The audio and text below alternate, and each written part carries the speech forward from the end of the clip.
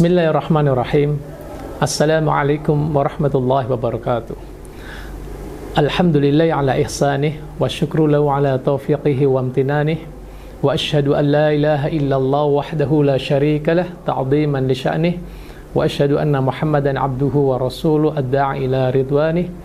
Allahumma salli wa sallim ala nabina Muhammadin wa ala alihi wa ashabihi wa sallim tasliman katsira. Wa qala ta'ala wa huwa astaqul qailin ya ayyuhalladzina amanu ittaqullaha haqqa tuqatih wa la tamutunna illa wa antum muslimun. Amma ba'd. Ayuhal ikhwah wal akhwat fid din, rahimani wa rahimakumullah, saudara seiman seagama. Alhamdulillah, yang pertama-tama kita bersyukur kehadirat Allah Subhanahu wa taala, zat yang menciptakan kita semuanya, menciptakan alam semesta, menciptakan kematian dan kehidupan untuk menguji kita semuanya. Siapa di antara kita manusia hari ini yang paling ahsan amalnya? Kita merasakan begitu banyak nikmat yang Allah berikan kepada kita semuanya. Nikmat iman, nikmat Islam, kesehatan, kesempatan, kebaikan-kebaikan. Begitu juga nikmat-nikmat yang lain, yang kecil, yang mustahil kita hitung satu persatu. Oleh karena itu marilah kita syukuri nikmat-nikmat ini.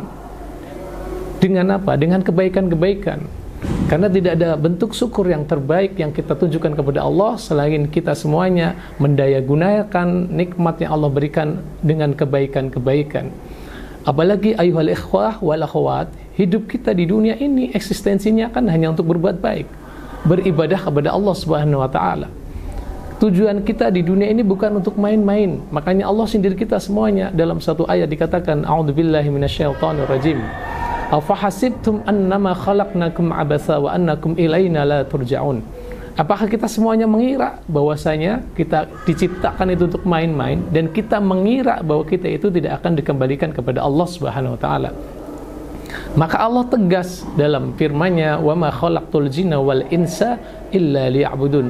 Tidaklah jin dan manusia kita semuanya diciptakan kecuali untuk beribadah kepada Allah Subhanahu wa taala.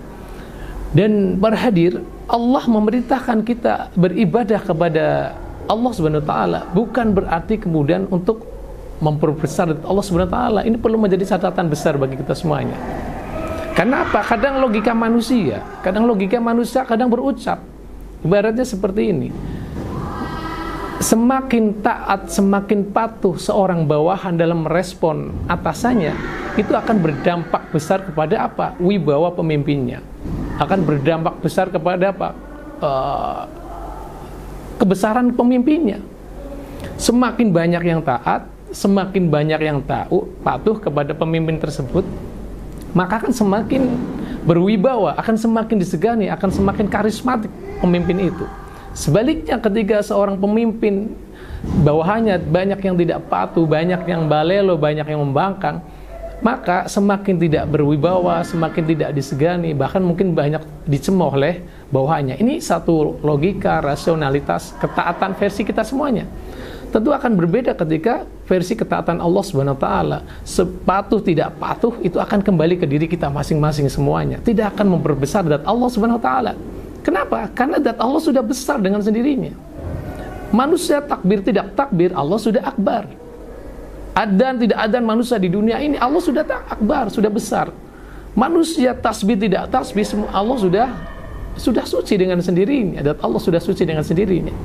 Maka seandainya dikatakan semua manusia berbuat baik, takwa, beribadah, maka sungguh itu tidak akan menambah kebesaran Allah Subhanahu wa taala. Mazada fi mulki syai'an. Atau sebaliknya semua manusia itu durhaka, maksiat kepada Allah Subhanahu wa taala, itu juga semuanya tidak akan menambah kebesaran Allah Subhanahu wa taala. Jadi akan kembali kepada diri kita masing-masing. Oleh karena itu hendaknya kita semuanya bersemangat. Karena akan kembali kepada diri kita masing-masing. Dan Allah katakan man amila salihan fali nafsihi wa man asa'a fa'alaiha. Berbuat baik akan kembali dirinya sendiri, durhaka juga akan berimbas kepada dirinya sendiri. Wa ma rabbuka bidzalamil lil 'abid. Allah itu tidak menganiaya hambanya. Man amila salihan fali nafsihi wa man asa'a fa'alaiha tsumma ila rabbikum turja'un. Siapa berbuat baik kembali dirinya sendiri, berbuat durhaka juga akan kembali kepada dirinya sendiri, dan kepada Allah lah kita semuanya nanti akan dikembalikan. Jadi para hadir, bersemangatlah kata Nabi, ihris ala ma yanfa'. Wala ta'jaz, semangat dalam kebaikan-kebaikan dan jangan malas. Karena kebaikan itu akan kembali kepada diri kita masing-masing. Jadi termasuk mungkin Allah kemudian juga tahu naluri ini, naluri bahwasanya kita hendaknya bersemangat, maka Allah juga siapkan kompetisi bagi kita semuanya. Kebaikan itu oleh Allah dikompetisikan, dilombakan. Fastabiqul khairat aina ma takunu ya'ti bikumullahu jami'a. Kebaikan itu semuanya dilombakan karena Allah tahu kita semuanya sebagai manusia itu kadang punya naluri berkompetisi. Maka sejatinya dalam kehidupan kita di hadapan kita semuanya itu ada perlombaan-perlombaan. Adzan 5 waktu di situ ada perlombaan. Salat Jumat ada perlombaan. Kan makanya kemudian Rasul memberikan reward yang salat Jumat di awal-awal, maka seperti berkorban dengan seekor unta dan seterusnya. Jadi semuanya ada perlombaan. Kita melihat ada sampah mungkin di ujung jalan, di pinggir jalan dan sebagainya, itu ada perlombaan. Batu yang menghalangi kita semuanya, di situ ada nilai kompetisi. Ada kompetisi semuanya. Bahkan Ustadz pernah suatu saat melihat bagaimana seorang teman kita, Ustadz Abdul Latif, kemarin belum lama, 2 hari yang lalu, dia memotong dahan pohon yang di jalan yang masuk area SMP SMA Semait. Itu luar biasa. Rasulullah pernah sampaikan, laqad ra'aitu rajula yuqallibu fil jannah. Saya pernah melihat seseorang bolak-balik di surga. Sebab apa? Karena dia memotong dahan pohon. Jadi ada kompetisi karena banyak orang lewat jalan itu biasa-biasa saja nggak merespon. Ada orang melihat itu mungkin ingin memotong tapi nggak ada waktu. Tapi Ustadz kita salah satunya langsung. Itulah kompetisi dan dia memenangkan perlombaan itu.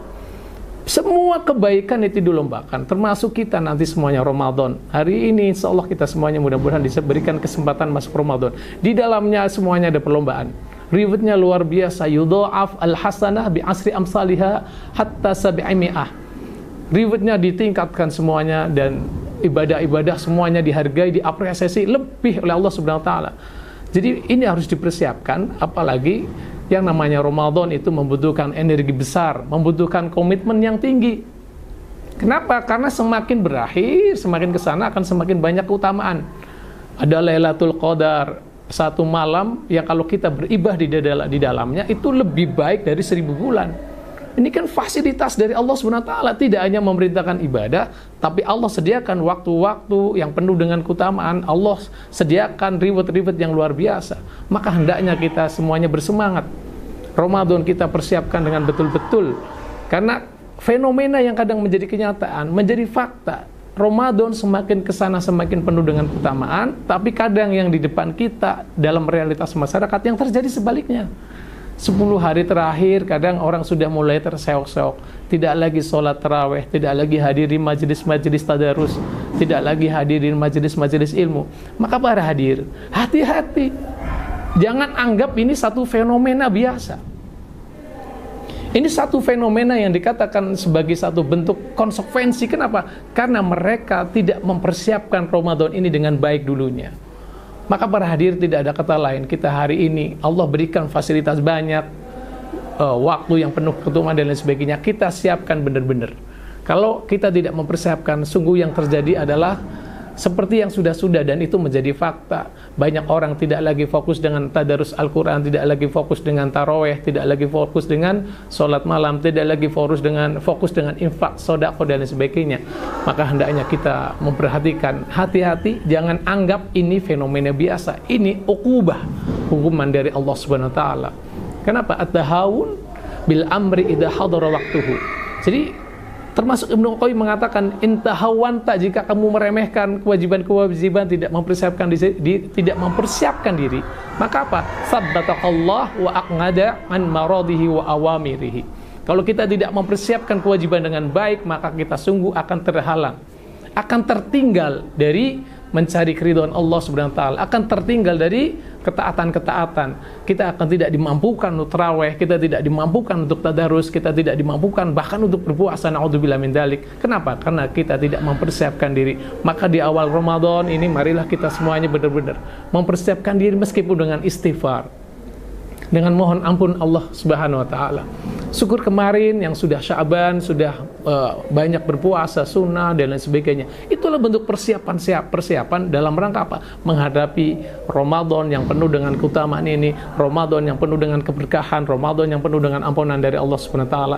Sungguh merugi orang-orang yang Allah berikan kesempatan untuk masuk bulan Ramadan, tapi kemudian Allah tidak berikan kepada dirinya ampunan, Allah tidak berikan kepada dirinya pahala-pahala yang berlipat. Mudah-mudahan kita semuanya bukan tergolong dari manusia-manusia seperti itu. Mari kita ikuti nasihat Nabi, ihris ala ma yanfa'uk, bersemangatlah dalam ketaatan-ketaatan, karena ketaatan itu akan kembali kepada diri kita masing-masing.